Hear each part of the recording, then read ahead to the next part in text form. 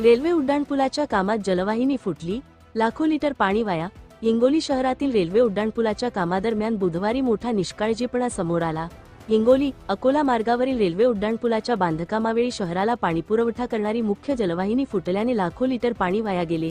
या घटनेमुळे परिसरात मोठ्या प्रमाणात पाणी साचले असून शहरातील काही भागांचा पाणीपुरवठा विस्कळीत होण्याची शक्यता निर्माण झाली आहे.